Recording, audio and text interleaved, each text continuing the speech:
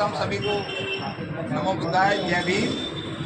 गूंगों को जवान, बहरों को कान, नारी को सम्मान, गांधी को प्राणदान, कस्तूरबा को प्रतिदान और भारत को संविधान देने वाले विश्व रत्न बाबा साहब डॉक्टर अम्बेडकर के चरणों में श्रद्धा सुमन अर्पित करते हुए राजनगर डॉक्टर अम्बेडकर पार्क पर हमारे समाज के सभी कर्मठ ईमानदार सभी लोग यहाँ उपस्थित हुए हैं। आज बाबा साहब का महापरिनिर्वाण दिवस है। महापरिनिर्वाण दिवस और निर्वाण दिवस में एक फर्क होता है।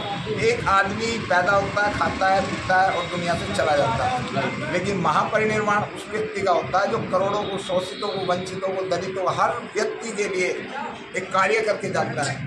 जिस तरीके से एक मोमबत्ती स्वयं को जलाकर दूसरों को उजाला करती है और उसकी रोशनी कभी कम नहीं होती है, इसी तरीके से विश्व रत्न बाबा साहब डॉक्टर अम्बेडकर ने स्वयं को जलाकर, स्वयं की कुर्बानी देकर इस देश के अंदर उन लोगों की आवाज़ों को उठाया, उन लोगों को अधिकार दिलाए जिन्हें भगवान बुद्ध के बाद इस देश के अंदर कितने साधु संत, राजा, महाराजा पैदा हुए, लेकिन कोई भी व्यक्ति हमें एक अधिकार नहीं दिला पा रहा।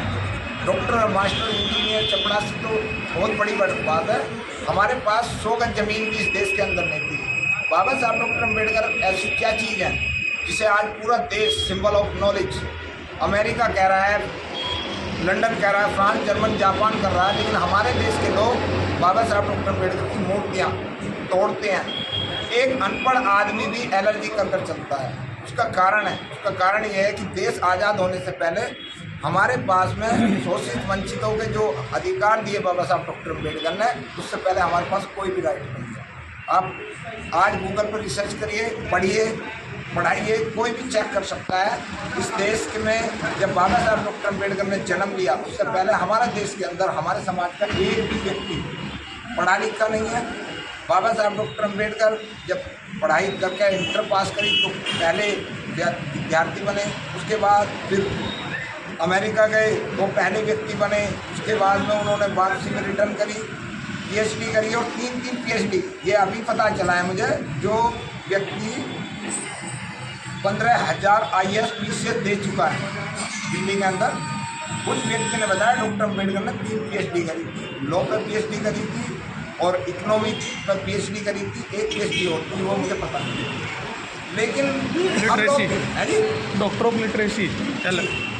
तो हमें बाबा साहब डॉक्टर अम्बेडकर के विचारों को घर घर पहुँचाने के लिए जो प्रयास करना है वो हमें करना चाहिए। जो भी व्यक्ति हमें जितना भी सहयोग कर सकता है, समाज के अंदर किताबों का कर सकता है, अपना टाइम दे सकता है, अच्छी एजुकेशन हासिल करिए तो पे बैक टू सोसाइटी दे सकता है, और अगर हम नहीं दे रहे तो केवल हम मूर्ति तक स्थापित हैं, उसका हमें कोई बेनिफिट नहीं हो रहा।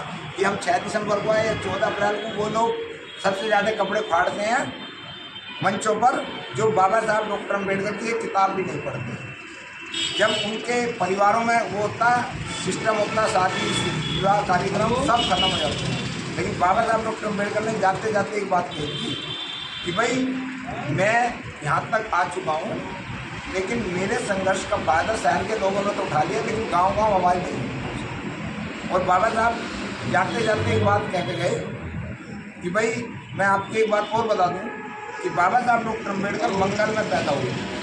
मैंने एक क्वेश्चन करा था सभा में कि बाबा साहब डॉक्टर अम्बेडकर पैदा कब हुए, तो मंगल के दिन पैदा हुए और बुद्ध के दिन उनका परिनिर्वाण दिवस हुआ।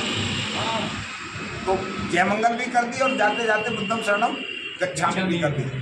तो बुद्ध के विचार हमें लोगों तक पहुंचाने हैं, बुद्ध धर्म को बढ़ाना है, अपने घर में वापसी करनी है, बुद्ध की शरण में हमें जाना है। और मैं आप सब लोगों को एक बात और बता दूं, कभी भी हमें ये नारा नहीं देना चाहिए कि बाबा साहब डॉक्टर अम्बेडकर अमर रहे।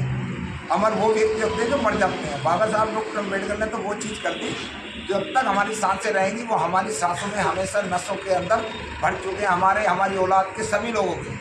तो बाबा साहब को हमेशा एक ही बात कहें कि बाबा साहब जिंदाबाद। इनके तो मर के भी हमारे जिंदाबाद है, हमारे जो जिंदा है वो अमर रहे। अमर का मतलब नहीं है जिंदाबाद। तो आप सब लोगों को मेरी तरफ से कोटि कोटि नमन। बाबा साहब के परिनिर्वाण दिवस पर नमो बुद्धाय।